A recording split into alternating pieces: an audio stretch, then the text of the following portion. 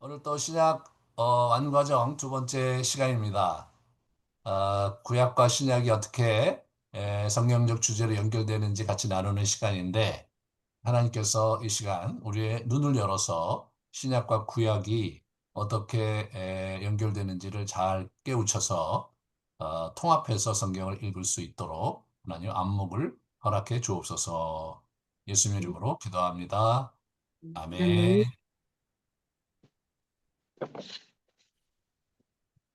네, 우리 이제 오늘 예, 보이십니까? 우리 화면이 보이시나요? 맥가게 이게 네, 보이시나요? 보입니다. 네, 율법 보입니다. 완성자 네, 예수 이게 보여요. 보이세요? 네, 네, 아, 네네, 보입니다. 감사합니다. 네네. 오늘은 이제 목차를 보시면 아시겠지만, 율법의 완성자 예수 이런 제목이거든요. 여기서 얘기하는 율법은 토라를 얘기하는 거예요. 율법은 대명사예요. 신약에서 율법은. 이게 율법 자체가 고유명사로 일반 명사로 쓰이는 경우는 극히 드물어요. 그래서 율법하면 신약에서 구약의 모세오경을 가르치는 표현이다. 이렇게 생각하시고 신약을 읽어야 그게 무슨 말인지 이해가 되지. 율법을 우리가 생각하는 일반 명사 율법이라고 생각하면 봐도 자꾸 엇나가기 쉽습니다. 그래서 이제 율법에 대해 개념을 좀 잡고 나서 이게 뭐냐면 이제 구약의 그 토라 율법과 복음서가 어떻게 연속돼 있는지를 이제 같이 좀 나누려고 그러고요. 그리고 이제 그 율법을 어떻게 재해석해서 사도들이 통합해서 이해했는지 그런 부분들. 그래서 옛 언약과 새 언약이 어떻게 연결되고 그러면서 이제 하나님 나라가 그러한 그 전체적인 얼개 속에서 하나님 나라가 이제 온 것이다. 그 얘기를 지금 제가 풀어갈 겁니다. 그런데 이게 이제 참 중요한 게 뭐냐면요. 어, 구약과 신약을 연결시켜서 볼 수 있는 눈이 있어야 돼요. 그래야지 성경을 읽으면서 자꾸 이제 깊어지고 통합이 되는데, 구약 읽을 때는 구약 읽는 대로, 신약 읽을 때는 신약 읽는 대로 이렇게 읽어가면, 뭐 그때그때 은혜는 받으시겠지만, 이게 전체가 연결되면서 어떻게 우리가 지금 이 그리스도인으로서 지금 이 시대에 신앙생활 할 것인지가 이게 깊어지지가 않아요. 그래서 오늘은 지난 시간에는 역사적으로 어떻게 구약에서 신약으로 넘어왔는지 신구약 중간기 얘기를 했고요. 그리고 이번은 어떻게 그 구약이 신약과 연결되는지 예수 그리스도 안에서 그 얘기를 오늘 이제 풀어갈 겁니다. 토라는 모세 오경을 가리키는 이게 히브리 말인데 토라가 단수로 돼 있어 단수. 그러니까 이게 그 실제로 모세 오경 전체를 지칭하는 대명사로 쓰인 거예요. 그런데 이제 신약의 율법으로 번역이 됐어요. 근데 이게 영어로 더 로로 번역이 됐거든요. 그러니까 이것이 하나의 이제 고유 명사가 된 거예요. 구약의 모세오경을 지칭하는. 그래서 토라가 두 개가 있는데 구전 토라와 성문 토라. 구전 토라는 성문 토라는 모세오경 우리가 보고 있는 걸 얘기하는 거고 구전 토라는 모세오경을 해석한 랍비들의 해석들 주석서들 그 전통 모두를 가리켜요. 그래서 예수님께서는 구전 토라는 거부하셨어요. 그래서 성문 토라를 이제 고수하셨는데 유대인들은 구전 토라도 같이 이제 에, 통합해서 자기들이 이제 소화를 했던 거죠. 자, 우리 옛 언약 토라 율법 구약의 율법이 율법의 완성자로 오신 예수님을 이제 이렇게 해서 이제 이렇게 통합이 되는 거거든요. 이게 복음서가 새 언약이에요. 이 전체가. 그러니까 모세오경이 5권이 토라인데 이제 복음서는 4권이 이제 이렇게 통합적으로 이제 연결이 되는 겁니다. 내가 율법이나 선지자를 폐하러 온 줄로 생각하지 말라. 율법이나 선지자, 율법은 모세오경을 가리키는 거고요. 나머지는 선지자들에 의해 쓰여졌다. 일반적으로 그렇게 생각을 하는 거예요. 그래서 구약이 이제 모세오경과 나머지 책은 선지자들이 썼다. 이렇게 해서 율법과 선지자 하면 구약 전체를 가리키는 거예요. 폐하러 온 줄로 생각하지 말라. 폐하러 온 것이 아니요 완전하게 하려 합니다. 그래서 진실로 너희에게 이르노니 천지가 없어지기 전에는 율법의 1.1획도 결코 없어지지 아니하고 다 이루리라 이렇게 말씀하셨어요. 그러니까 예수님 자신이 율법을 완성하러 오셨다고 선포하셨기 때문에 우리가 이제 성경을 읽을 때, 신약을 읽을 때 율법의 완성적 측면에서 구약과 연결을 자꾸 시켜야 이게 이제 전체적으로 우리가 깊이 있게 성경을 이해할 수 있는 눈이 생긴다. 자, 이제 십계명, 이 율법의 요약판이죠. 그것을 두 계명으로 이제 예수님께서 요약을 하셨어요. 자, 보세요. 내 마음을 다하고 목숨을 다하고 뜻을 다하여 주 너희 하나님을 사랑하라 하셨으니 이게 크고 첫째 되는 계명이요. 둘째도 그와 같으니 내 이웃을 내 자신과 같이 사랑하라 하셨으니 이 두 계명이 온 율법과 선지자의 강령이다. 이렇게 율법자가 얘기할 때 예수님께서 이렇게 답변을 하신 거예요. 그래서 1계명서부터 4계명이 이제 하나님 사랑, 그죠? 하나님 사랑. 그다음에 5계명, 5계명이 이제 그 부모를 사랑하라, 공경하라잖아요. 5계명부터 10계명까지가 이웃사랑과 관련된 것이다라고 예수님께서 정리를 해주셨는데 이것은 그 당시 랍비들이 실제로 그렇게 정리하고 있었던 바를 예수님께서 추인하신 거예요. 그것을 요한이 이제 적용을 하는 거예요. 하나님은 사랑이시라 사랑 안에 거하는 자는 하나님에 거하고 하나님도 그 안에 거하느니라 보는 바 그 형제를 사랑하지 아니하는 자는 보지 못하는 바 하나님을 사랑할 수 없느니라. 우리가 이 계명을 주께 받았나니 하나님을 사랑하는 자 또한 그 형제를 사랑할지니라. 이렇게 그 율법을 결국은 사랑으로 요약을 한 거예요. 예? 처음에 그 모세 오경이 그 유대 학자들은 613가지 명령이 이제 거기 있다고 정리를 했어요. 그 613가지 명령은 상위법의 10계명에 국한돼요. 10계명의 원리에 이제 이렇게 연결이 되거든요. 근데 그 10계명이 예수님께서 하나님 사랑, 이웃 사랑을 요약하셨잖아요. 근데 그것은 결국은 사랑이라는 그러한 개념으로 전체가 요약이 되는 거예요. 그래서 이게 어떻게 되냐면 연역적으로 풀어간 것이 아니라 귀납적으로 풀어간 거예요. 하나님은 사랑이시다? 어떤 종류의 사랑이냐? 그런 측면에서 쭉 가다 보면 구약까지 가는 거예요. 자, 예수의 죽음을 보면요. 속죄 제사하고 새언약 제사 이 두 가지의 제사로 예수님께서 친히 그렇게 말씀을 하셨어요. 이게 보시면 관계 많은 사람의 대속물을 주셨다라고 본인 자신이 얘기하셨어요. 예? 인자가 온 것은 성비를 받으려 함이 아니라 도리어 섬기려 하고 자기 목숨을 많은 사람의 대속물로 주려 함이라. 그래서 자신의 오심이 그런 걸 이렇게 많은 사람의 대속물로 죄를 구속하기 오셨다라고 말씀하셨을 뿐만 아니라 내가 내 눈에 보배롭고 존귀하니 내가 너를 사랑하였은즉 내가 내 대신 사람들을 주며 백성들이 내 계명을 대신하리다. 이렇게 구약에 이렇게 말씀을 하셨는데 이게 이제 그 53편에 보면 그가 자기 영혼을 버려 사망에 이르게 하며 범죄 중에 하나로 헤아림을 받았습니다. 그러나 그가 많은 사람의 죄를 담당하사 범죄를 위해 기도하였다. 그러니까 예수님이 많은 사람의 대속물로 죽었다고 말씀하시는 것은 구약의 이런 우리 이사야 선지자 말씀을 이제 요약을 한 것이다. 이렇게 이해하시면 됩니다. 자, 그러면 이제 새 언약 제사이다. 동시에 하나님의 백성을 이제 창조한 거죠. 옛 언약은 이스라엘 백성을 만드신 거예요. 언약 백성을. 근데 이제 새 언약은 하나님의 백성을 만드신 거죠. 그래서 이분 자신이 그 마지막 만찬석상에서 이 잔은 내 피로 세우는 새 언약이니, 그죠? 많은 사람을 위하여 흘리는 나의 피 곧 언약의 피다라고 얘기해 주시면서 자기를 언약의 피로 말씀을 해주신 거예요.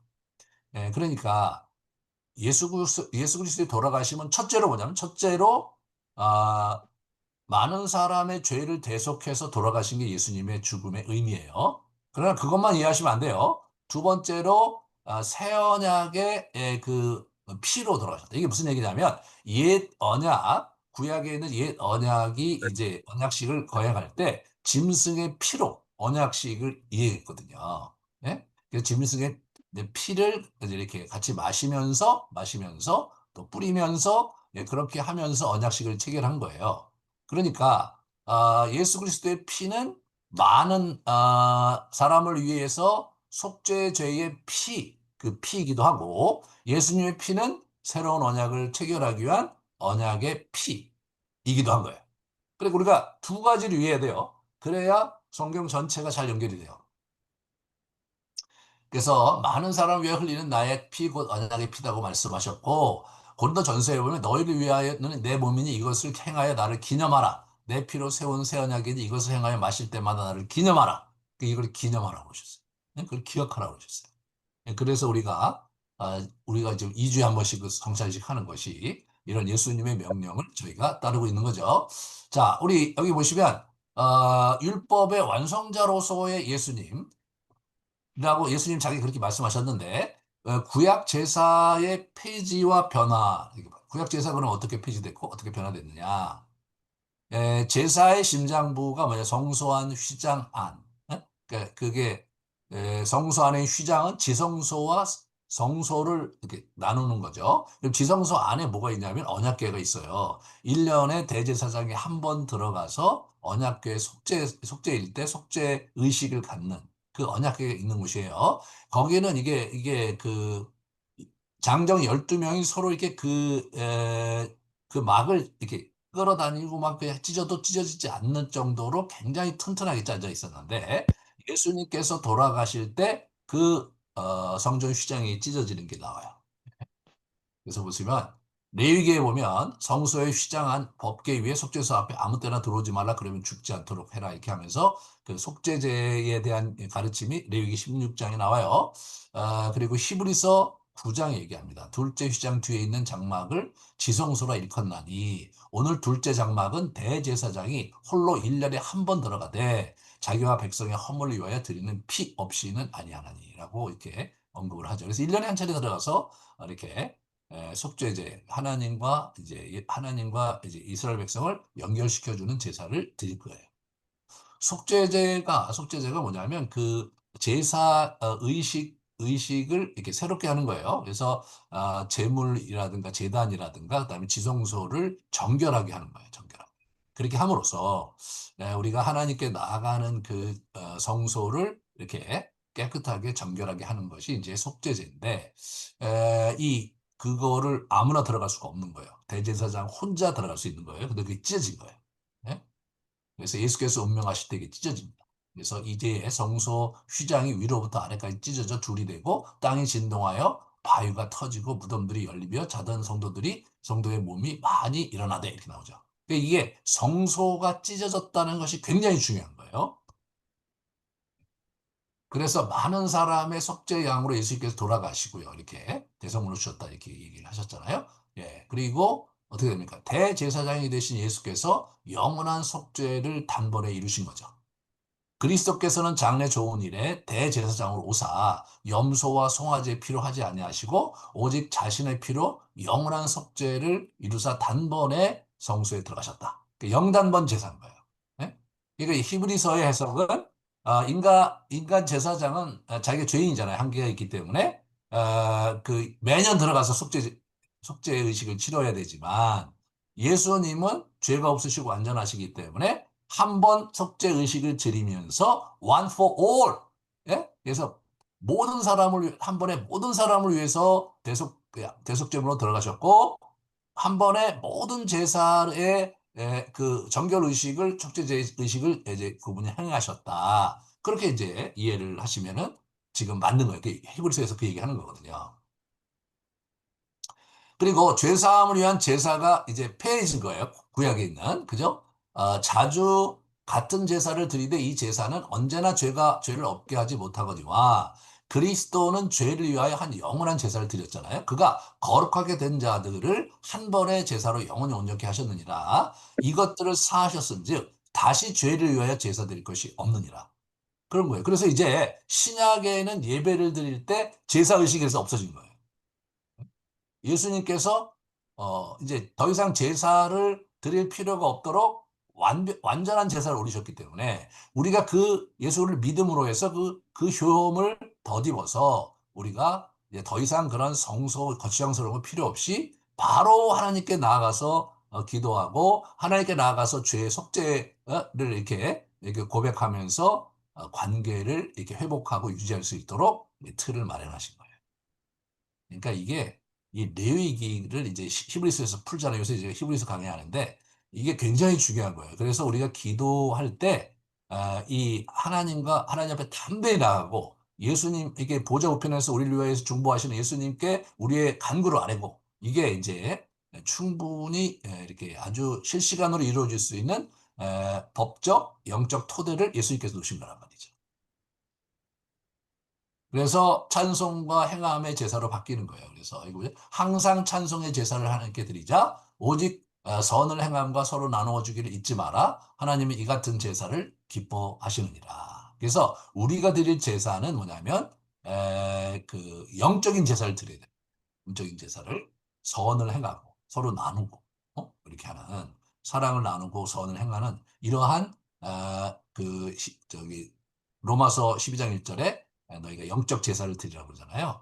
그러니까 더 이상 이 짐승의 피로 드리는 그러한 제사는 이제 폐해졌고 영적인 제사, 우리의 삶으로 드리는 제사로 바뀌어져 가는 거예요. 그러니까 일상의 삶이 바뀌어야 되는 거예요. 예? 일상의 삶이 항상 기도하는 마음으로 아침부터 저녁까지 우리가 주님과 교제하고 일주일 7일을 또 주님과 교제하고 그렇게 사는 거예요. 자, 율법. 당시 유대인들은 랍비 해석을 모세오경과 동일한 권위를 부여하고 받아들이고 있었다. 랍비의 해석은 구전 토라를 약간 인다고 얘기했어요. 생명의 위협을 느낄 때만 예외적으로 인정을 했고 이거를 엄청나게 권위로 받아들였어요. 그래서 그렇지만 예수님은 토라를 뛰어넘는 새 언약법을 설정을 하신 거거든요. 그래서 형제에게 노하는 자마다 심판을 받게 되고 형제를 대하여 라가 욕하는 거거든요. 라가라는 자는 공회에 잡혀가게 되고 미련한 놈이라 하는 자는 지옥불에 들어가게 되리라. 네, 그렇게 이제 얘기하면서 이제 그 옛 언약 옛 이제 그 계명이 갖고 있는 이제 의미를 굉장히 더 수준 높게 만든 거죠. 그래서 음욕을 품고 여자를 보는 자마다 마음에 이미 간음했다. 그 구약에는 마음으로 간음한 것까지를 문제 삼지 않아요. 근데 신약에 넘어오면서 예수님께서는 더 분명하게 그걸 요구하시는 거예요. 네 속의 의도까지를 이제 이렇게 판단하겠다라고 하시면서 이제 모세 오경의 율법의 준수 수준을 완전히 끌어올리셨어요. 인간이 도달할 수 없는 여기까지 완전히 이제 끌어오신 거죠. 그러니까 우리가 그걸 이룰 수가 없잖아요. 오직 예수 그리스도의 보혈과 성령의 역사하심으로써 그게 가능한 거예요. 그렇게 만드신 거예요.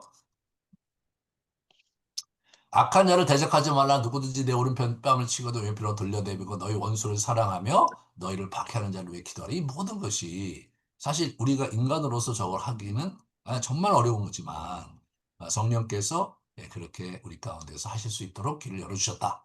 그다음에 이혼과 간음에 대한 견해는 모세오경보다 더 엄격했어요. 모세오경은 어떻습니까? 모세오경은 이렇게 보면 이렇게 예수님은 둘이 하나고 한 몸이다 이렇게 쭉 나오잖아요. 그래서 어찌하여 모세는 이혼 증서를 주어서 버리지라 명하였나이까 이렇게 얘기하죠. 그러니까 이게 모세오경에 보면 이혼할 때 이혼 증서를 써주라고 그랬거든요. 왜냐하면 그걸 그 페이퍼를 가지고 이제 내가 이혼했으니까 다시 재혼할 수 있으니까 그렇게 해준 건데 예수께서 뭐라고 하냐 모세가 너희 마음을 완악하기 때문에 아내 버림을 허락하였거니와 본래는 그렇지 않다. 내가 너에게 말하노니 누군지 음행한 사유 외에는 이외에는 아내를 버리고 다른 데 장가드는 것은 가늠한 것이다. 라고 얘기하시면서 이혼의 그 어떤 기준도 굉장히 높이셨죠. 예. 여러분 우리 이제 저 규정 이혼하는 게 이제 그 남자가 마음에 안 들면 그냥 이혼 증서 써주고 보내는 게 끝나는 거였어요. 다시 말해서 이제 음식을 하는데 음식을 너무 많이 태웠다. 그게 실제로 기록에 나오는 거예요. 음식을 많이 태웠잖아요. 그래도 이혼 사유가 됐어요. 여자가 음식을 태워도. 여자가 어떻게 되냐면 남편이 보기에 합당하지 않다고 그건 뭐 굉장히 주관적인 거죠. 하고 생각할 때 그 이혼 할 수 있었거든요. 그러니까 실제로 말라기에 보면 이혼을 많이 했어요. 예? 많이 했어. 근데 예수님께서 아주 엄격하게 제한하셨죠. 이혼에 대해서. 그러면서 모세 오경의 율법의 수준, 그 율법의 기준치를 엄청나게 이제 두세 배가 아닌 거예요. 예, 두세 배가 아니고 도저히 우리 인간들이 도달하기 어려운 수준으로 이렇게 이걸 확 수준을 높여버리셨어요. 자, 구전 토라에 대해서 예수님께서 어떻게 이제 해결하시냐. 결정적으로 너희가 하나님의 계명은 버리고 사람의 전통을 지키냐? 이렇게 얘기하신 거예요. 그러니까 그 율법을 해석하고 있는 랍비들의 해석을 그거는 받아들이지 않는다는 것이죠. 예? 예, 그리고 이제 안식일 논쟁에서 이제 이 예수님께서 율법에 대해서 얼마나 스트릭하셨는지를 우리에게 보여주는 게 안식일 논쟁이거든요. 안식일이 사람을 위해 있는 것이 아니고 사람이 안식을 위해 있는 것이 아니니, 예? 사람을 위해 있는 것이다. 그렇게 얘기하면서 이제 안식일 논쟁에 들어가는데, 이 안식일은 궁극적으로 인간들에게 주신 하나님의 은사요 선물이다. 이제 그런 관점에서 안식일을 새롭게 풀어봐요. 예? 구약의 안식일이 엄했고 유대인들의 안식일을 엄하게 지켰고 심지어는요. 이 사람들이 나중에 얘기하죠. 36개의 하부종을 만들어서 안식일 규정을 만들어 버렸어요. 그게 막 예수님이 보실 때 막 너무너무 진짜 말이 안 되는 거죠. 그래서 예수님께서 이렇게 말씀을 해가세요. 자, 그럼 안식일에 대한 유대 교사들의 입장은 뭐냐 이거죠. 예?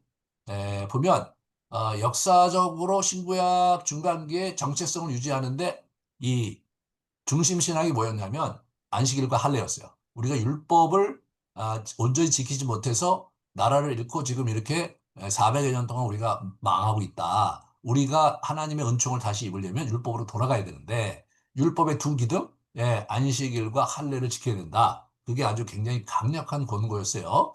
그런데 이제 제가 주일에 잠깐 말씀드렸지만 BC 168년에 안식일날 안티오쿠스 군대가 시리아 군대요. 군대가 예루살렘을 공격해요. 근데 안식일을 공격해. 왜? 안식일 안 싸우니까. 그래갖고 수많은 사람들이 학살당했어요. 그래서 대항하여 싸우지 않고 도망갔어요. 또 저항 세력은. 그렇게 됐는데 또 101년 후에 안티오쿠스 군대가 또 안식일을 공격했죠. 대항하여 싸우기를 거부한 채 대량 학살의 제물이 되어 천여 명이나 되는 사람이 죽어요. 이 사람들이 안식일을 지키되 이런 식으로 지켰던 거예요. 그러니까 이제 실제로 이것이 이후 이제 너무나 많이 이제 희생이 되니까 방어를 위한 칼을 들게 이제 이렇게 만든 거예요. 그러니까 이분들이 안식일에 대해서 굉장히 중요시 여겼거든요. 구약에서는 십계명 얘기할 때 안식일을 범하면 죽이라고 그랬거든요.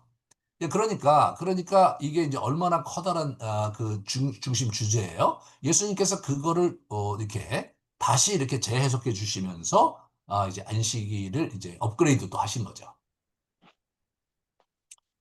바리새인들은요, 이걸 갖다 이게 이제 구전 토라예요. 세부 규정을 만들어 버렸어요. 그래갖고 안식일 정시는 온데간데 없이 안식일 규정이 훨씬 커버렸어.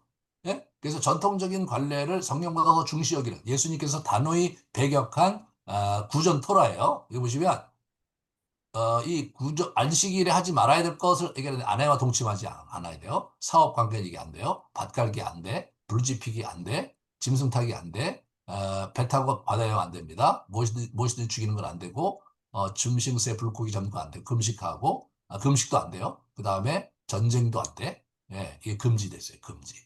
여러분 이게 이런 것들만 금지시킨 거예요. 여기서 보시면 불 지피기 뭐 이런 거가 참 그러니까 이 사람들이 저기를 안 했어요. 요리를.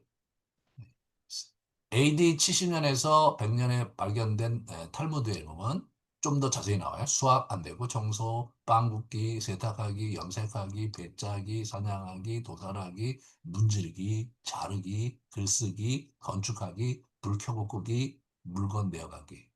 이거 안 돼요. 이런 것들이 안 돼요. 여러분 불 켜고 끄기. 지금도 이스라엘 아주 보수적인 이스라엘 사람도 이거 지키거든요. 그러니까 불 켜고 끄기 안 되니까 어떻게 돼요? 어, 안식일 날은 이게 불을 안 켜요. 그럼 안 켜면 되잖아요. 근데 불은 또 켜야 돼. 어떻게 합니까? 한국 사람들 거기 가서 들을 때 기가 막히는 게 뭐냐면 네가 좀 켜달라 이거야. 어? 스위치를 네가 켜달라. 네가. 예. 그러니까 이제 눈 가리고 아웅이죠. 우리는 킬 수 없지만 네가 켜달라 이제. 그리고 여기 이 법이 보시면 문지르기 안 되잖아요. 문지르기. 엘리베이터가 있잖아요. 엘리베이터. 그거 저기 버튼 누르면 문지르게 되잖아요. 그거 안 해요. 안 해. 제가 이제 저기 재작년에 거기 갔었거든요. 저기 우리 그 예루살렘에 갔었는데 우리 노예에서 근데 그 호텔이 어떻게 되냐면 엘리베이터가 두 대가 있어요. 두 대가. 근데 안식일용 엘리베이터가 있어요. 안식일용. 안식일용 엘리베이터는 어떻게 되냐면요. 그거는 모든 층이 그냥 자동으로 쓰게 돼 있어, 그날. 예? 그러니까 유대인들은 어떻게 모든 층이 자동으로 서게 돼 있으니까 그냥 문지르지 않고 들어갈 수 있는 거죠. 그죠? 문지르지 않고 들어가는 거예요. 우리는 이제 이쪽으로 해갖고 이제 우리가 문지르기 들어가는 거죠. 그런데 그런 시설이 안 돼 있으면 서 있대. 이렇게 서 있으면 외국 사람이 있으면 플레이스 하면서 그걸 눌러달라 이거죠. 아니, 안식일 날 아무것도 하지 말기 위해서 저런 규정을 줬으니까 안식일은 집에 콕 박혀서 있어야 되잖아요. 예? 콕 박혀서 있어야 돼. 우리가 이제 안식일 날 호텔을 옮겼어요, 호텔을. 그러면 워낙 호텔이 11시에 체크아웃이잖아요. 그리고 보통 2시에서 3시에 입실이야. 그런데 안식일 날은 이 유대인들이 안 나와. 예, 안 나와요. 그러면 안식일이 어디까지 하면 저녁에서 저녁까지거든요. 그러니까 우리로 얘기하면 금요일 날 저녁 6시에서 토요일 날 저녁 6시까지예요. 6시까지 안 나와요. 6시까지. 그러니까 우리가 밖에서 기다리는 거예요, 6시까지. 그 사람들 그 말이 안 되잖아, 거기. 그 사람들이 6시가 돼서 나와. 그럼 우리가 6시에 들어갔어요. 밖에서 기다렸어요, 기다렸어. 야, 진짜 불편하더라고요. 예, 그런 면에서 이 사람들이 지금도 저걸 지키고 있는데, 진짜 눈 가리고 아웅이고, 예? 안식일에 정신을 온데간데 사라졌어. 움직이지 말아야 되니까 엘리베이터 타지 말아야지. 그냥, 그 방에서 콕 박혀 있어야 되잖아요. 저기 전등 켜지 말고, 그냥 있어야 되잖아. 근데 그거 할 건 다 해. 이게 이제 이 사람들의 이제 그 안식일을 이 사람들이 지키고 있었던 거예요. 안식일 규정이 39가지나 됐어요. 예수님 당시에 이거 이제 했던 거고요. 안식일 거리가 2000규빗이야. 2000규빗이 한 규빗이 50cm거든. 약 50규빗. 이게 이제 한 규빗이에요. 50cm야. 그러면 이제 2000규빗이면 어떻게 돼요? 900m, 900m. 응? 900m 거리가 이제 곧 움직일 수 있다 이렇게 생각한 거예요. 왜냐하면 이제 레위인의 성 주변으로 2000규빗을 땅을 줬어요. 그 텃밭으로. 이제 그러니까 레위인이 움직일 수 있는 거리니까 안식일에 그 움직일 수 있다고 생각하고 이 사람들이 그 유권 해석하는 게 자기들 나름대로. 그러면 2000규빗 안에 900m 안에 있어야 되잖아요. 근데 내가 안식일 날 내가 3km에 저기 동네에 갔다 올 일이 있다. 그럼 어떻게 돼요? 이 규정에 의하면 가지 말아야죠. 33km 가면 안 되잖아. 그럼 그 전날 어떻게 돼요? 900m 지점에 자기 물건을 갖다 놔. 그 다음에 1800m 지점에 또 자기 물건을 갖다 놔. 예? 그런 식으로 갖다 놓는 거야, 그렇게. 그러니까 어디로부터 2000규빗이냐? 자기 물건이 있는 데부터 2000규빗이라고 유권 해석을 해갖고, 실제로 다닐 거 다 다니는 놈들이 이놈들이요. 그러니까 예수님께서 그걸 보시고, 얼마나 기가 막혔어요. 눈 가리고 아웅이지. 저 녀석들 할 짓 다 하면서, 또 뭐 규정은 또 규정대로 지키니까.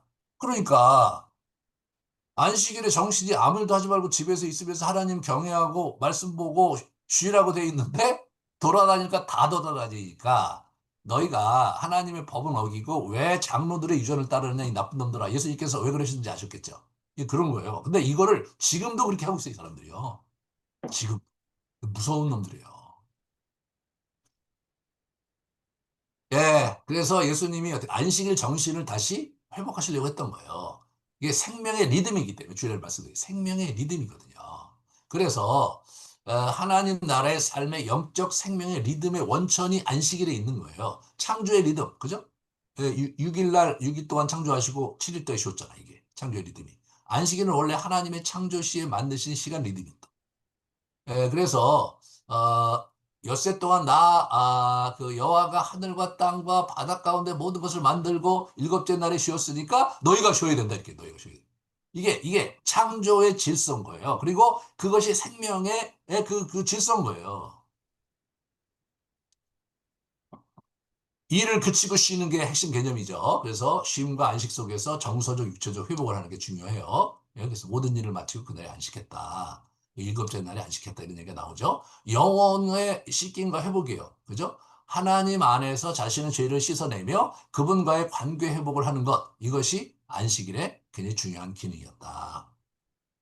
그래서 일곱째 달, 곧 그 달 10일에 너희는 스스로 괴롭게 하고 아무 일도 하지 말되 이렇게 나오죠. 안식일 중에 안식일인즉 너희는 스스로 괴롭게 하지 말지 영원한 규례다. 이게 이달 아흐렛 날 이렇게 쭉 이제 안식일이 이렇게 어떻게 된 겁니까? 안식일이 7일에 한 번 안식일이 있잖아요. 그리고 6월절 7일 그다음에 그 뭡니까? 그 맥추절 오순절 하루, 그다음에 이제 초막절 7일. 이것도 다 안식일이었어요.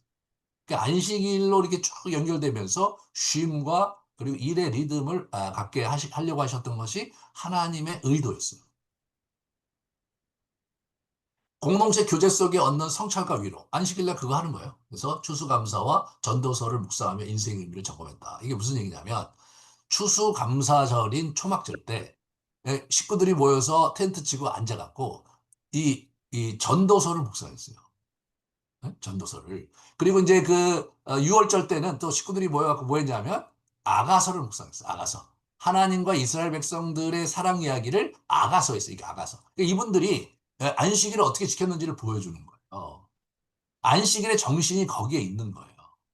거기에 하나님과 관계를 유지하고 하나님과 교제하면서 그분의 은총을 덧입고 이 땅을 영적인 생명력으로 살게 하시는 그게 하나님의 의도였던 거예요.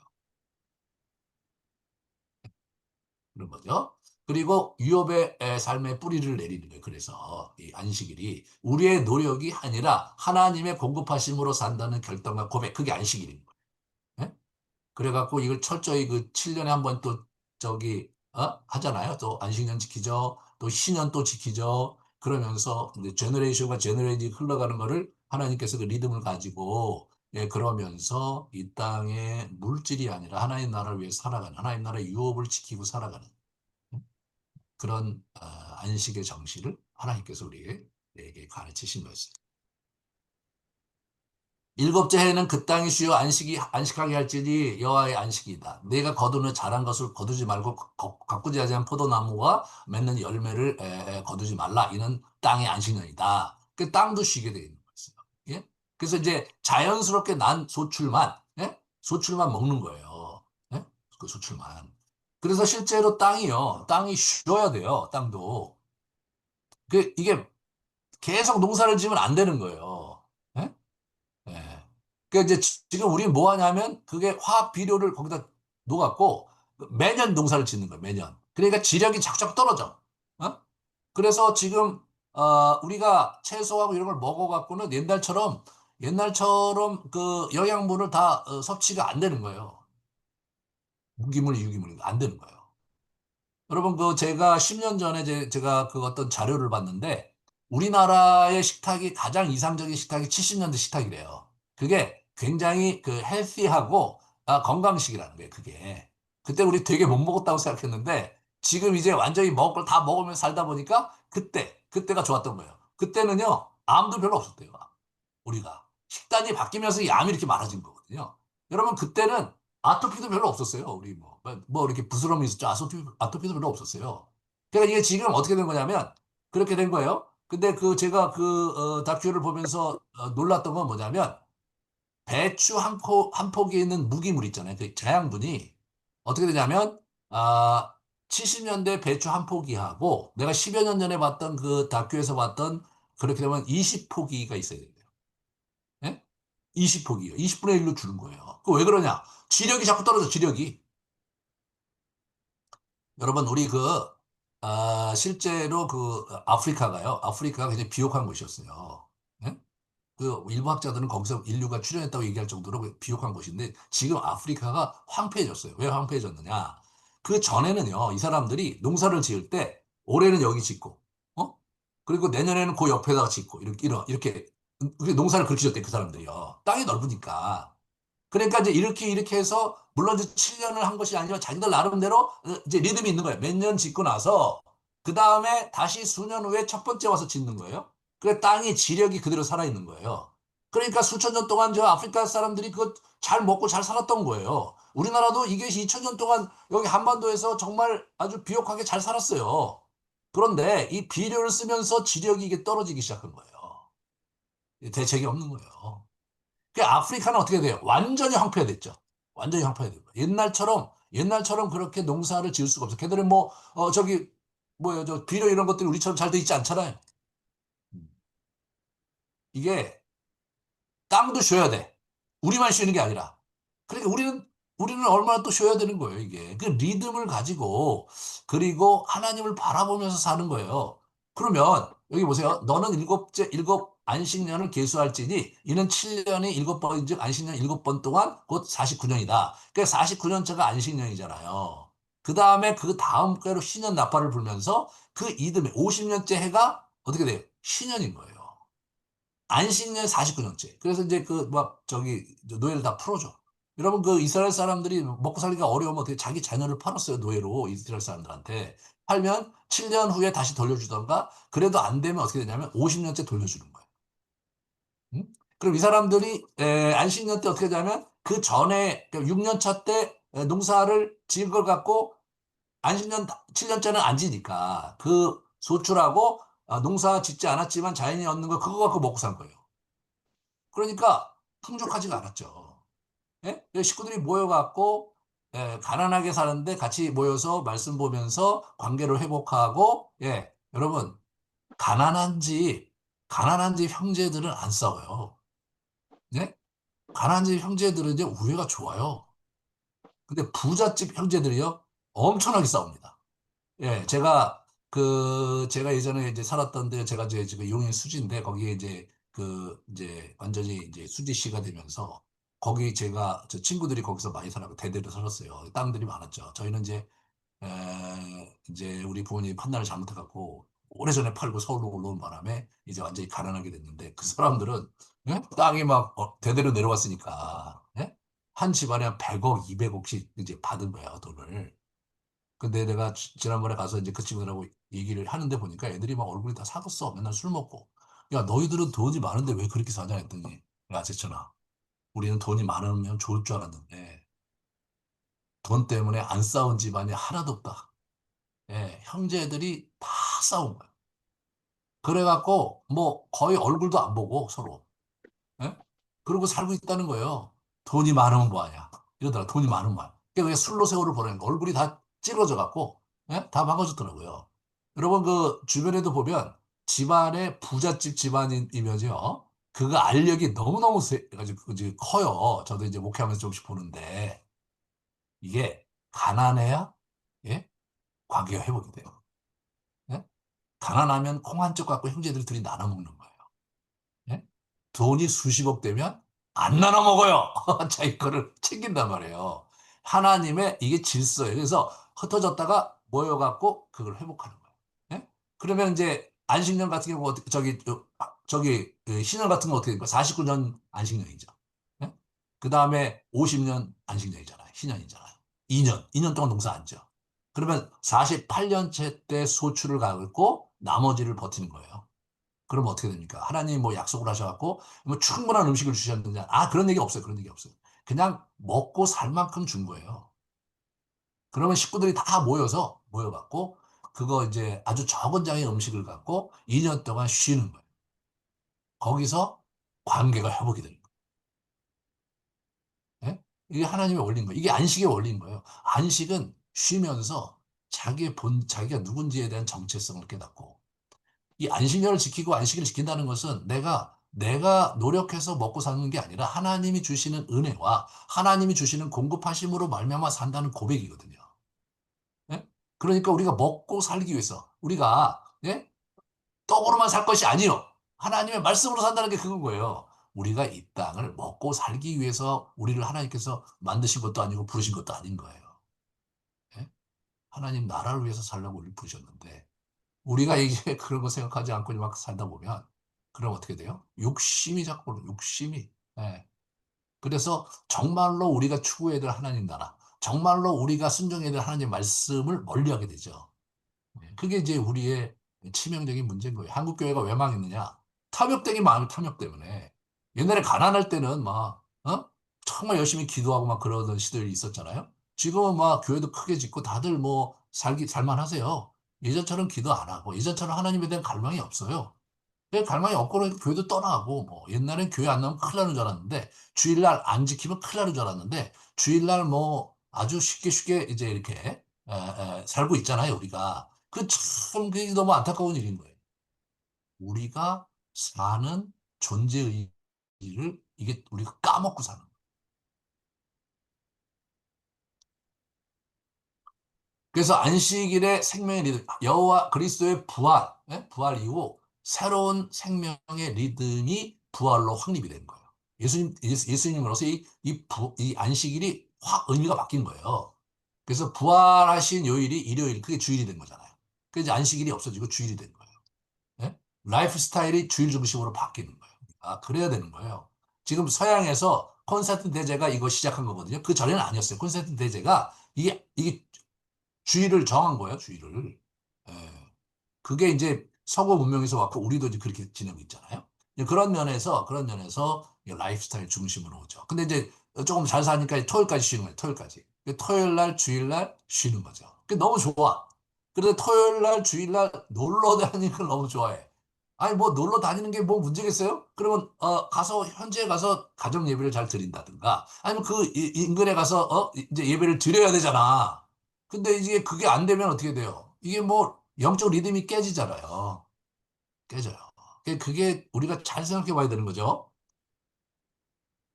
어떤 사람은 이날을 전날보다 낮게 여기고 어떤 사람은 모든 날을 낮게 여기나니 각각 자기 마음에 확정할지라. 그래서 더 이상 안식이 중요한 게 아닌 거예요. 그러니까 일주일에 하루를 주님께 온전히 드리는 이 개념이, 이 안식의 개념이 그걸 이제 실천하는 게 굉장히 중요한 거죠. 자, 그렇게 해서 이제 예수님의 이 율법과 복음서가 예수님을 어떻게 연결시키는지에 있어서 구체적으로 안식일의 개념을 가지고 이제 제가 설명을 한 거예요. 아, 이게 안식일의 의미를 좀 더 깊고 심원하게 하고 확장 적용했구나. 네, 그거가 하나의 커다란 이해인데 중요한 얘기도 한 거예요. 자, 이제 율법, 그러면 사도들은 어떻게 했냐, 사도들은 구약 율법을 예수님의 재해석한 거, 그걸 교정한 거를 가지고 복음서에서 그리고 사도들을 교회의 서신서에 적용했어요. 자, 그러면 레위의 음식 규정이 있잖아요. 11장에 뭐 굽이 있으면 안 되고 돼지 안 되고 그런 거 얘기 나오잖아요. 그죠? 책임질 하지 않으니까 그건 안 된다 이거예요. 자, 여기 보시면 육지의 모든 짐승 중에 너희가 먹을 만한 생물 따로 부정한 것과 정한 것 먹을 생물과 먹지 못한 것 구분을 했죠. 자, 그거를 예수님이 폐하셨어요. 네? 무엇이든지 밖에서 들어가는 것이 능히 사람을 더럽게 하지 못한다. 그러므로 모든 음식을 깨끗하다 하시느니라. 또 이르되 사람에게서 나오는 그것이 사람을 더럽게 한다. 예수님께서 하신 말씀이세요. 이 말씀으로 인해서 레위기 11장의 음식 규정이 철폐가 된 거예요. 이제 먹는 거는 더 이상 의식법에 들어가지 않는 거예요. 왜? 의식의 완성자가 예수님이시기 때문에 예수님이 폐하면 끝나는 거예요. 이거를 사도들이 어떻게 적용했는가?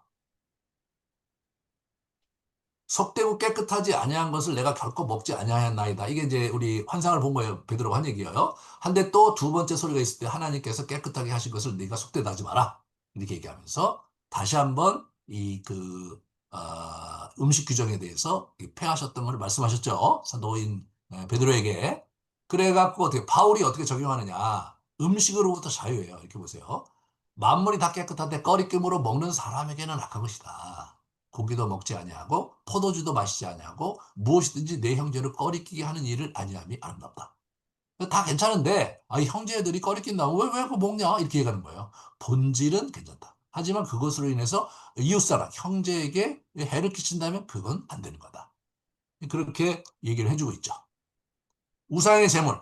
우상의 제물을 먹는 일에 대해서는 우리가 우상은 세상에 아무것도 아니다. 우상 아무것도 아니다. 우상 제물 그거 먹어도 된다. 그런데 뭐예요? 그거를 먹는 것을 보고 실족하는 사람이 있으면 먹지 말아요. 예? 이게 이제 우리가 예수 그리스도께서 구약을 폐했는데 우리가 그러면은 어떻게 현실 적용했느냐? 우리도 폐하는 거예요. 우리는 폐하는데 그걸로 인해서 꺼리 끼거나 그걸로 실족하는 사람이 있으면 하지 말아요. 그죠? 그래서 이같이 너희 형제에게 죄를 지어 그 약한 양심을 상하게 하는 것이 곧 그 그리스도에게 죄를 짓는 것이니라. 그러므로 만일 음식이 내 형제를 실족하게 한다면 나는 영원히 고기를 먹지 아니하여 내 형제를 실족하게 하지 않게 하리라. 그래서 음식 규정으로부터 자유하고 형제 사랑의 덕목과 조화를 시킵니다. 그래서 하나님 사랑, 이웃 사랑 이게 조화가 된 예수님께서 이제 하신 말씀을 가지고 사도들이 그걸 조화를 시킨 거예요. 이거를 우리가 응용할 줄 알아야 돼요. 응용할 줄 알아야 돼요. 예수님의 도 핵심은 뭐예요? 하나님의 사랑이죠. 하나님 사랑. 예? 십계명이 하나님의 사랑이 아까 얘기한 거예요. 그리고 마지막에 하나님을 사랑하시다. 이게 이제 귀납적으로 얘기해요. 귀납적으로. 이게 신약 구약이 이렇게 연결이 되는 거예요. 결국 우리가 사랑의 법을 실천해야 돼요. 사랑의 법을 실천하는데 우리의 사랑은 하나님 사랑, 이웃 사랑이 통합된 사랑이에요. 하나님 사랑 없고 이웃 사랑만 있는 건 인본주의예요. 성경에서 얘기하는 게 아니에요. 그런 부분을 잘 조화를 시켜야 되는 거예요, 우리가. 무엇이든지 남에게 대접을 받고자 하는 대로 너희도 남을 대접하라. 네, 이렇게 말씀하셨죠. 하나님과 이웃 사이에 보시면 첫째는 그죠? 이렇게 하나님 사랑하고 둘째는 이웃 사랑이다. 아까 내가 얘기했던 거죠. 자, 예수님은 어떻게 그걸 적용하셨나 잘 봐요. 가늠한 여인에 대한 판결에서 아주 멋지게 예수님께서 적용 포인트를 우리에게 얘기해 주셨어요. 그래서 먼저 십계명은 가늠하지 말라고 했어요. 십계명은 가늠한 자는 돌로 쳐 죽이는 거예요. 근데 이제 산상수훈은 뭐예요? 음란한 생각을 품는 자가 다 가늠한 거예요. 그러니까 이게 눈을 빼버려라 이거 만약 필요하다 이렇게까지 얘기하는 장면을 예수님께서 말씀하셨단 말이에요. 그러니까 이걸 이제 어떻게 통합하시냐 이거. 이게 이제 그 보면은 어, 여러분이 잘 아시듯이 가늠한 여인이 왔을 때 예수님께서 땅에다 뭘 막 그리셔요. 사람들이 이제 있잖아요. 이렇게 하면서 주목하고 있으니까 일어나셔서 죄 없는 자가 돌로 쳐라. 그리고 다시 이렇게 막 나서 뭐 그러셨어. 그 사람들이 마음에 찔리니까 하나둘 떠났어요. 여러분 간음은 어, 여자와 남자가 둘이 하는 게 간음이지 여자만 잡아왔어. 남자는 안 잡아왔어요. 예수님이 어떻게 하나 보려고 하는 거잖아요. 괘씸하잖아요. 그죠? 남자가 없어. 여자가 이제 익히는 거예요. 그러니까 이제 거기서 사람들이 다 떠나가고 여자 혼자만 남았어요. 예수님께서 뭐라고 그러십니까? 일어나셔서 너 왜 그랬니? 이렇게 하니. 너 율법의 규정대로 가갖고, 회개 절차를 밟아라. 이렇게 얘기 안 하셨어요. 나도 너를 정죄하지 않겠다. 예? 다시는 그러지 마라. 그렇게 말씀하신 거예요. 그러니까, 간음하지 말라는 계명을 하나님께서, 예수님께서 어떻게 적용합니까? 이게 하나님 사랑, 이웃 사랑이라는 원리를 가지고 간음하지 말라는 그 명령을 적용하시잖아요. 지금 이 여자는 수치를 당할 만큼 당했어요. 예? 잘못한 거 알아, 이제. 예? 그렇잖아요? 그러니까, 예수님은 뭐냐면, 이 여인을 살리기 위한 데 초점을 맞추는 거예요. 율법은 사람을 살리기 위한 거거든요. 그럼 이 여인을 살릴 때 어떻게 해야 돼? 이 여인을 살리려면. 그렇잖아요? 하나님과의 관계를 회복시켜주는 쪽으로 해서 다시 기회를 줘야 되잖아요. 자비를 베풀고, 다시는 그러지 마라. 그렇게 함으로써 이 여인이 다시 예수 그리스도의 말씀을 의지해서 하나님과의 관계로 이렇게 회복하는 걸 나아갈 수 있도록 하나님이 도우신 거죠. 하나님은 뭐예요? 예수님은 뭐예요? 율법을 생명을 살리는 쪽으로 적용하고 계세요, 지금. 그게 하나님의 의도란 말이에요. 근데 이 유대인들은 사람을, 예? 이게 죽이고 사람을 분리해내고 사람을 이렇게 막 잘라내는 쪽으로 이거를 사용하고 있었던 거예요. 그건 완전히 율법의 정신에 어긋나는 거거든요. 율법의 정신은 인간을 살리기 위한 거, 영혼을 살리기 위한 것이니까 그 여인을 진짜 살리려고 하려면 어떻게 돼요? 그렇게 해야 되는 거예요. 실제로 뭐 신약에만 그런 줄 아세요? 구약에 보세요. 구약에 보면 우리가 잘 알고 있는 다윗이 간음했잖아요. 그리고 가늠한 데서 끝난 게 아니에요. 그걸 감추려고 남편 햇사람 우리아도 죽였어요. 이거 진짜 나쁜 놈이죠. 예? 자기 그 왕권을 이용해서 아주 나쁜 짓을 한 거예요. 근데 그러면 어떻게 돼요? 돌로 쳐 죽여도 여러 번 쳐 죽여야 될 놈이에요. 근데 여러분 하나님께서 우리 다윗을 쳐 죽이지 않으세요. 음, 예? 1년 동안 지켜보시다가 그죠? 그러다가 나단을 보내서 지적하죠. 이 친구가 회개해요. 예. 하나님은 이 친구가 회개하는 것도 원하셨던 거죠. 예? 하나님의 마음인 거예요. 그러니까 예수님이 뭐 새롭게 얘기하신 게 아니에요. 구약의 하나님도 율법을 적용할 때 사람을 살리는 쪽으로 적용하신 거예요. 적용하신 거예요. 그러니까 이게 이제 지금 이스라엘 사람들 이제 예수님 앞에 있는 이 유대인들 있잖아요. 그 서기관과 바리새인들 이런 사람들이 예수님 보시기에 진짜 문제가 많은 거예요. 저 녀석들. 뭐 하는 놈들이야 저거. 율법의 정신은 잊어버리고 그 규정만 더 커갖고 말이에요. 그 위에 서서 칼자루를 휘두른 놈들 아니에요. 예수님께서 이 서기관과 바리새인 보고 이 방탕하고 음란한 놈들하고 야단을 치세요. 방탕과 음란. 야, 저는 그때 굉장히 충격을 받았어요. 아니 어떻게 방탕하고 음란하다고 하지? 여러분. 계속 이어서 우리 강의를 또 진행하도록 하겠습니다. 네, 우리 그 옛 언약에서 새 언약으로 이거 안 되네? 이상하네. 가죠? 네.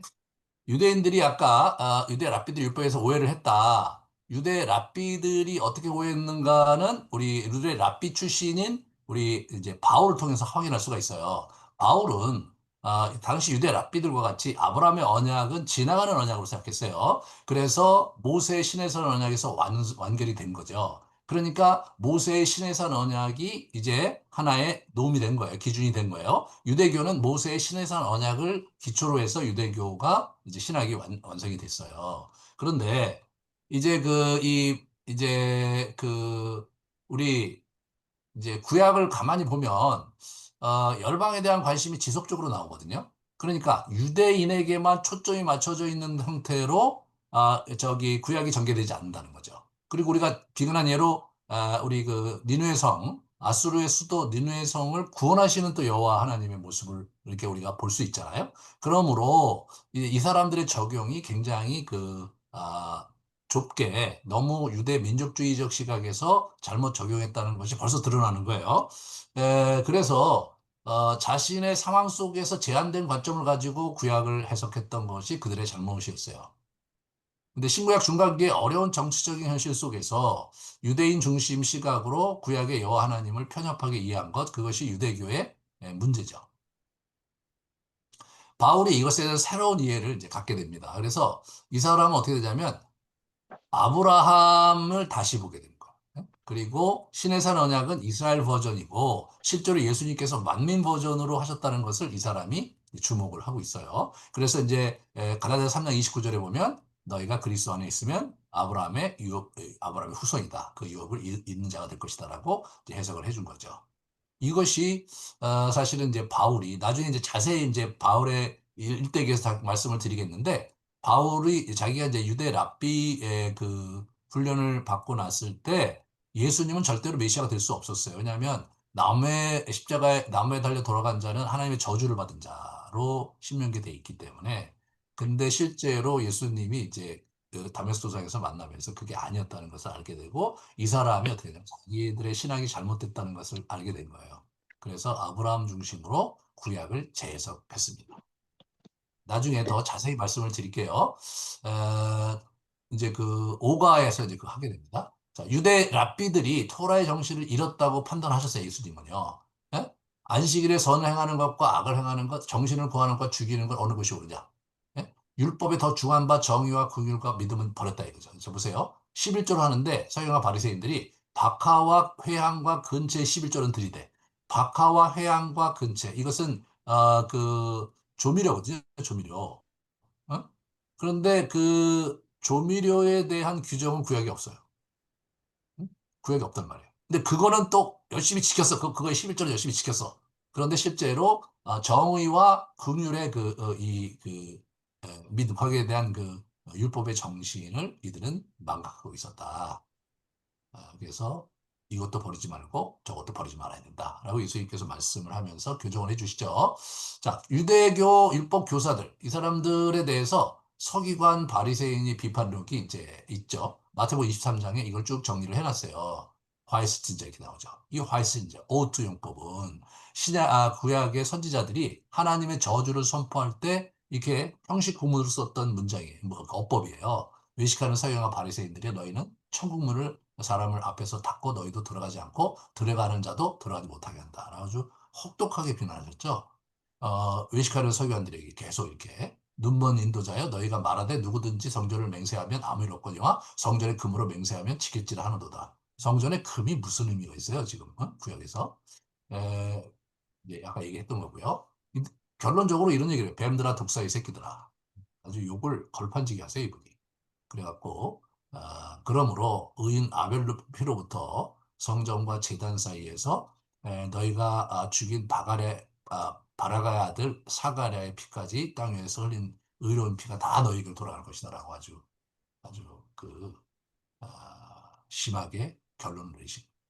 그래서 이 서기관과 바리새인들에 대해서 아주 혹독하게 비난하셨어요. 왜냐하면 성경을 굴절시킨 놈들이에요. 그래서 이게 이제 사실 우리가 잘 생각해 봐야 되는 부분입니다. 자, 그러면 약속된 새 언약의 도래를 예레미야서에 보면요.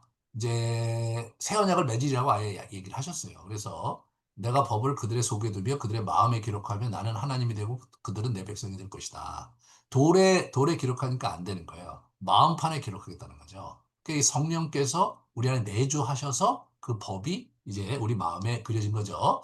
그래서 누가복음에 이렇게 보면 너희를 위하여 주는 내 몸이다. 이자는 내 피로 세우는 새 언약이다. 라고 얘기하시면서 새 언약을 체결하셨고 예, 히브리서에 보시면 저 대제사장들이 먼저 자기 죄를 위하고 다음에 백성의 죄를 위하여 날마다 제사 드리는 것과 같이 할 필요가 없으니 이는 그가 단번에 자기를 드렸기 때문이다. 율법 후에 하신 맹세의 말씀은 영원히 온전하게 되신 아들을 세우셨느니라. 그래서 아들이 이제 영원한 언약을 다시 체결을 하셨다, 세우셨다, 그런 얘기를 하는 거죠. 그래서 새 언약 백성이 탄생을 하는 겁니다. 12사도로 해갖고 교회가 탄생을 하죠. 옛 언약은 12지파로 해서 옛 언약 백성이 됐는데 그것이 교회가 탄생하는 그 기준이 된 거죠. 자, 그럼 여기서 우리가 생각해 봐야 돼. 그 성전. 성전이 이제 AD 70년에 무너졌는데 그 성전의 기능과 역할이 그럼 신약이 어떻게 이제 되느냐. 왜냐하면 성전의 옛 언약 주인이신 예수님 하나님께서 거하셨잖아요. 그게 없어졌어. 옛날엔 거기가 예배처였는데. 자, 성전을 예수님께서 먼저 만민이 기도하는 집이라고 하셨고, 예수님의 몸된 교회로 우리 사도들이 이해했고, 바울이 그 그리스도 중심적 성전 해석을 이렇게 정리를 합니다. 예, 보시면 성전에 장사하는 자들, 강도의 소굴로 변한 예루살렘에 대해서 비통해 하시죠. 예, 이스라엘의 불순종을 탓하시고 성전의 기능과 역할의 변화를 그래서 이방인들의 기도처였거든요. 기도하는 곳이었다. 그래서 솔로몬의 기도의 응답으로 그래서 누구든지 성전을 향해서 기도하는 자가 하나님 기도를 들어달라고 그랬잖아요. 그래서 이제 성전을 기도하는 집으로 예수님께서 선포를 하세요. 예, 그 다음에, 이거 보시면, 만민이 기도하는 집이다. 예? 구약과 신약을 관통하는 언약 백성과 하나님 만나는 장소요, 임재와 동거. 그런 개념으로 예수님께서 말씀하셨죠. 그래서 새 언약 성전으로서의 공동교회는 기도하는 언약 공동체가 된다. 그래서 이게 우리 현대교회가 굉장히 중요한 게 기도하는 그 공동체여야 돼, 기도. 기도가 제일 중요해야 돼. 근데 그런 부분에서 우리가 이제 우리 교회가 열심히 노력하고 있는데 그 신학적 근거가 여기 있어요. 그 다음에 예수님의 몸된 교회로 너희가 이 성전을 헐라 내가 사흘 동안 일으키리라. 예수는 성전된 자기 육체를 가리켜 말씀하십니다. 예수님께서 그렇게 말씀을 하셨어요.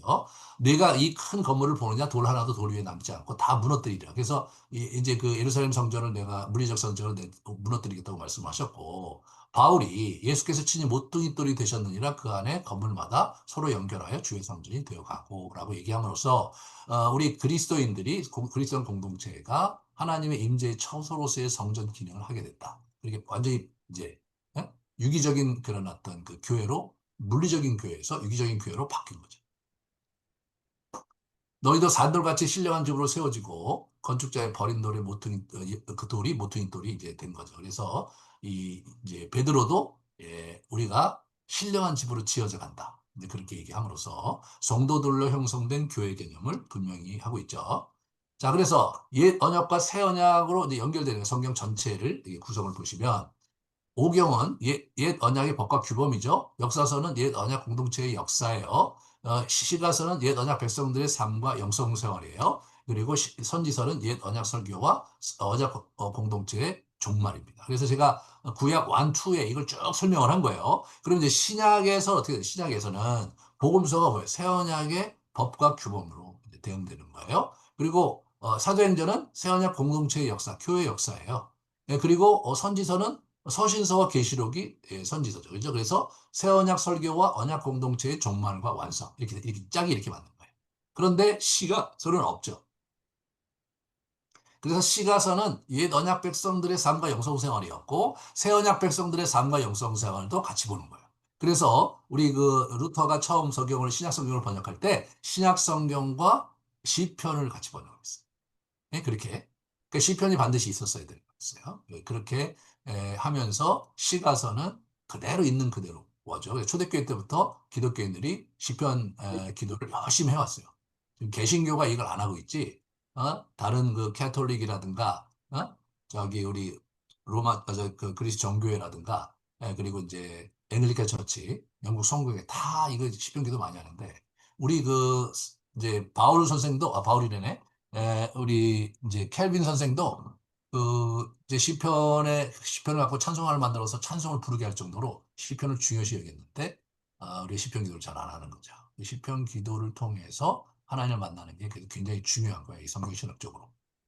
저희 교회에서 그걸 열심히 하고 있는 거죠, 지금.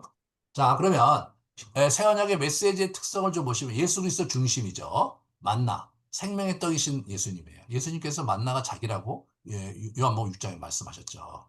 그래서 내가 곧 생명의 떡이라 너희 조상들은 광야에서 만나를 먹었어 죽었거니와 이는 하늘에서 내려온 떡이니 사람으로 하여금 먹고 죽지 아니하게 하는 것이니라. 나는 하늘에서 내려온 살아있는 떡이다. 이 사람이 이 떡을 먹으면 평생하리라. 이렇게 그렇게 얘기하신 거예요. 예수님이 그 만난 거예요. 여러분 만나가 히브리어로 어떻게 만을 쓴다. 만후 만후가 어떻게 후가 왓이에요. 예? 그래서 만후가 많이 이제 많이 이제 저 왓인데 왓이에요. 왓 무엇? 이게 뭐야? 이게 뭐야? 그래서 하다가 만후가 뭐냐면 이게 뭐야 그런 뜻이에요. 예? What is it? 이게 what is it? 그래갖고 뭐야 하다가 뭐야가 됐어요. 그러니까 구약에서는요 만나가 뭔지 모르고 먹었어요. 다만 의미는 알았어요. 저쪽에 신명기에 가면은 7장에 가면 하나님께서 우리를 낮추시고 사람이 떡으로만 살 것이 아니라 하나님 말씀으로 살게 하게 주셨다. 의미는 얘기했는데 그게 무슨 의미인지 영적 의미를 몰랐단 말이에요. 예수님께서 사실은 그게 나의 모형이었다. 그렇게 얘기해 주신 거예요. 예. 이게 중요한 거예요. 우리가 예수를 먹고 마셔야 되는 거예요. 상징적으로 지금 우리가 그 성찬식을 하면서 예수를 먹고 마시는 거죠. 제가 그래서 여러분한테 그 빵을 나눠드릴 때 주님의 몸입니다 얘기하잖아요. 옆에서 우리 포도주를 나눌 때 주님의 피입니다. 그게 상징적으로 이제 그렇게 가는 거예요. 자, 외적 형식보다 마음과 정신이 우선한 거죠. 예, 보세요. 그죠? 그래서 그들 앞에서 너의 의를 행하지 않도록 주의해라. 은밀하게 해라. 구제할 때도. 예? 그렇게 나오잖아요. 그죠? 은밀한 중에 계신 내 아버지께 기도하라. 은밀한 중에 보시는 내 아버지께서 갚으시리라. 금식하는 사람도 은밀한 중에 보시는 아버지. 그러니까 은밀한 중에 행하는 그것이 경건 생활이 이제 거기에 맞춰져 있어야 된다는 거예요. 그게 중요한 거죠. 아버지께 참되게 예배하는 자, 영과 진리로 예배하는 자, 이 의식과 형식이 아니라 영과 진리로 예배하는 자를 찾으신다. 하나님께서 우리의 진심을 원하시는 거죠. 자, 하나님이냐 재물이냐 이게 되게 중요하죠. 구약은 어떻게 해요? 구약은 하나님이냐 이방신이냐예요. 근데 신약은 하나님이냐 재물이냐로 바뀌어요. 그죠? 그래서 하나님과 재물을 겸하여 섬기지 못할 것이다 라고 얘기를 하신 거죠. 지금 우리가 한국교회가 우상이 구약의 같은 그런 우상을 섬기지는 않죠. 하지만 재물을 섬길 수 있어요. 여러분과 제가 하나님과 재물을 겸하여 섬길 수 없다는 것을 잘 이해해야 돼요. 하나님으로 재물을 섬기던가 재물로 하나님을 섬기던가 둘 중에 하나가 있는 거예요. 둘 다는 안 되는 거예요. 그래서 재물로 하나님을 섬기는 그 삶을 우리 살아내야 됩니다. 새 언약의 대적자 이게 뭐예요? 가짜는 벌어진다. 이단들이 나타나는 거예요. 예수 그리스도와 관계없는 능력 행함이 이제 문제죠. 이단들. 이게 이제 거짓 선지자들이죠. 이런 사람들은 처음부터 있어 왔죠. 하나님의 나라가 사단의 왕국과의 대결 구도 속에 있기 때문에 영적 싸움이 필연적인 거예요. 예수님도 그래서 저기 그 시험 받으셨잖아요. 자, 거짓 선지자를 분별하는 법이 구약에 보면 내가 전하라고 명령하지 아니한 말을 제 마음대로 내 이름으로 전하든지 다른 신의 이름으로 말하면 그 선지자는 죽임을 당하리라. 실제로 죽였어요. 만일 선지자가 있어 여호와의 이름으로 말한 일에 증언도 없고 성취함도 없으면 이는 여호와께서 말씀하신 것이 아니요 그 선지자가 제 마음대로 한 말이니. 네. 그래서 어, 만약에 증언이 없다. 그 사람이 한 얘기 중에서 하나라도 틀린다. 그거 아니라 이거예요. 아니라 이거예요. 예? 근데 신약에 오면 이게 달라져요. 신약에 오면 그 새 언약 시대의 거짓 선지자 분별을 보시면 어떻게 되냐면 열매로 알리라 이렇게 나와요. 열매로. 좋은 나무마다 아름다운 열매를 맺고 못된 나무가 나쁜 열매를 맺나니 좋은 나무가 나쁜 열매를 맺을 수 없고 못된 나무가 아름다운 열매를 맺을 수 없다. 그들의 열매로 그들을 알리라. 그러니까 우리가 이제 이단으로 하면 이제 이단을 그 분별하는 신학적인 관점에서 이제 삼위일체 신학을 부인하고 신인 기독론을 부인하고 이런 신학적인 주제들이 있어요. 그런 부분을 가지고 이단을 분별하는데 이제 더 또 중요한 건 뭐냐면 열매를 보는 거예요. 열매를. 그래서 그리스도의 성품으로 변화되고 있느냐. 그래서 그리스도께 영광이 되느냐. 아니면 그 지도자에게 영광이 되느냐. 예. 그러잖아요. 가령 예를 들어서 저기 우리 어, 그 신천지 같은 경우는요, 가정을 완전히 파괴하거든요. 성경에서 가정의 주제가 얼마나 중요한 주제인데, 완전히 그 부모와 자식 간을 완전히 그 이간질시키고, 그러고 막 완전히 그 부모 말을 안 듣게 하고, 예, 그리고 이제 거의 막 각서 쓰게 하고 막, 그래서 부모가 데려와도 그 사람들이 이제 부모가 데려오잖아요. 그럼 찾으러 와요. 찾으러. 경찰서에 이 사람이 그 성인이니까 거기다 각서를 써서 나는 이 단체의 지시를 따르겠다. 그 각서를 가지고 오면 경찰이 와서 그 각서를 보고 부모에게서 애를 뺏어가. 야, 이게 진짜 이게 이게 우리나라 같은 나라에서 있을 법한 얘기입니까? 그러니까 뭐 딴 거 볼 것도 없어요. 가정을 파괴하는 거는 그거는 뭐 열매가 완전히 잘못된 거예요. 그냥 뭐 더 볼 것도 없는 거잖아요. 이단이에요, 이단. 거짓 선지자들이고 무슨 말을 하든 상관없어요. 열매가 다른 열매가 거짓말하고 참 이게 곤란한 거죠. 예. 서신서의 거짓 교사들 그리고 적그리스도 이단들 이게 이제 있죠. 계속해서. 그래서 새 언약의 법을 지키는 자는 반석 위에 집을 짓는 자다. 이렇게 산상수훈에서 얘기를 하잖아요. 그죠? 예. 비가 내리고 창수가 나고 바람이 불어 그 집이 부딪히되 무너지지 않는다. 그런 얘기를 한 거죠. 자, 이것이 중요합니다. 그래서 말씀의 토대 위에서 우리 신앙생활을 해야 돼요. 이게 예? 분위기로 끌려다니지 말고 예? 말씀의 토대 위에서 지금 이 맥가울계가 그게 되게 중요하기 때문에 그렇게 가는 거예요. 신약 2에 가면 이제 그 초대교회 때 어떻게 정통을 이제 이어가고 어떻게 신앙을 이어가고 이제 확립해 갔는지를 제가 쭉 얘기할 거예요. 신약 2에 가면 우리 사도 요한 얘기가 나오고요. 그리고 요한계시록 강의한 다음에 그 어떻게 이제 정통 신학이 정립되는지 거기까지 쭉 이제 설명을 하면 반석 위에 집을 짓는다는 게 무엇인지 분명하게 여러분이 보시게 될 겁니다. 말씀의 도에 깊이 들어가는 게 필요하죠. 예.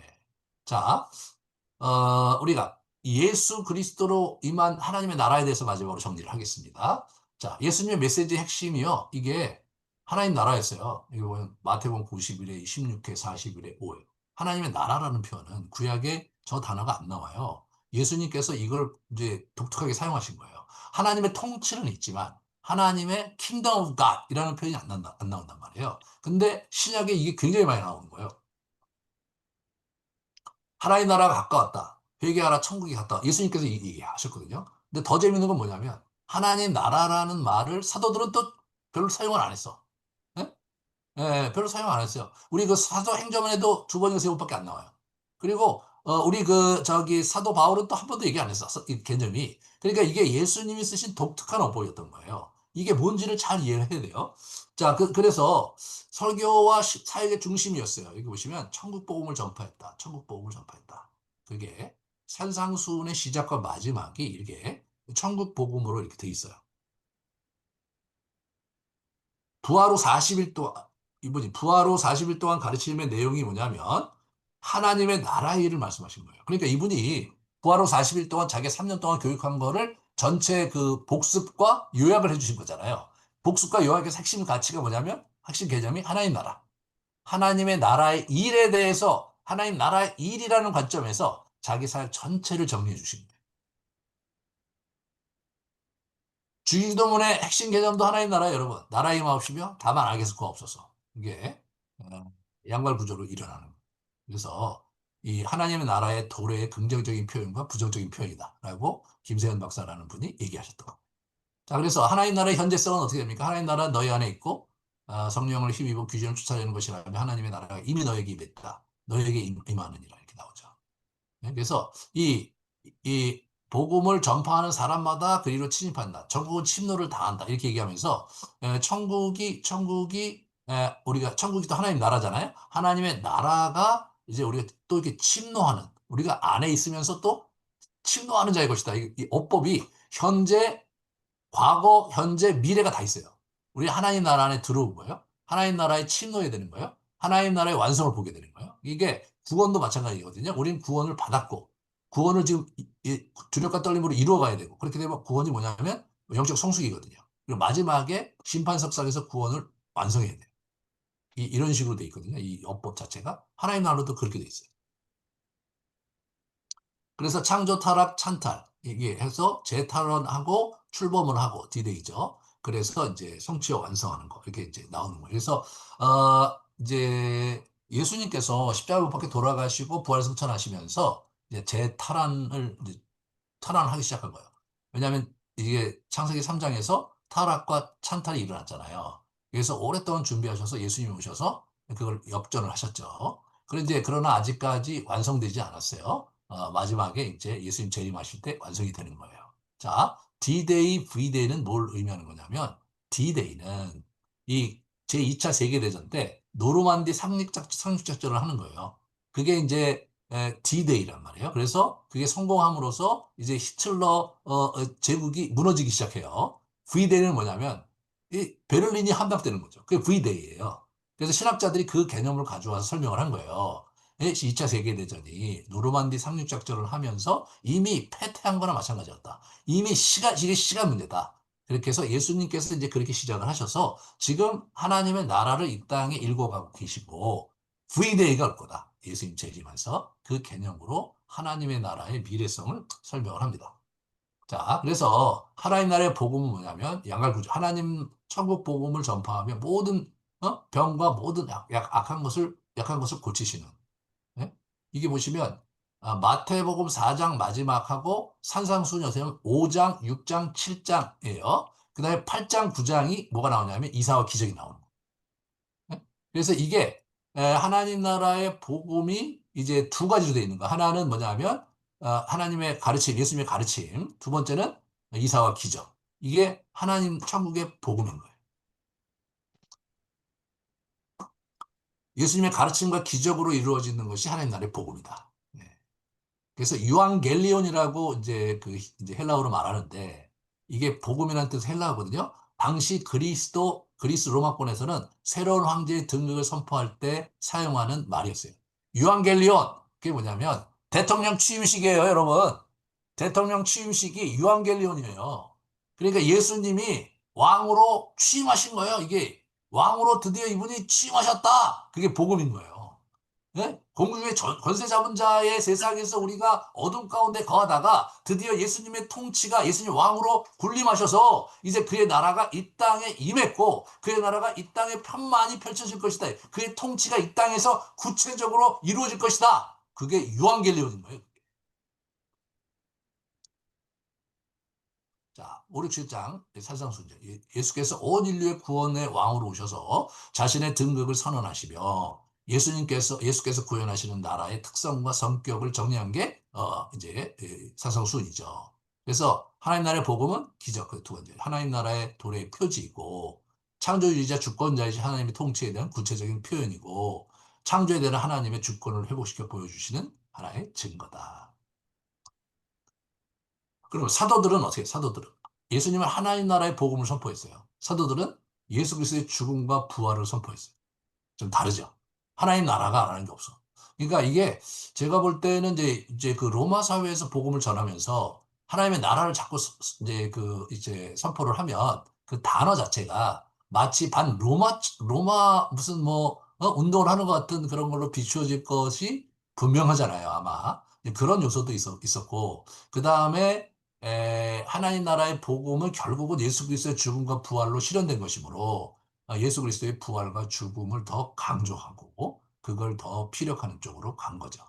이 두 개가 사실은 우리가 통합적으로 이해를 해야 되는 거예요.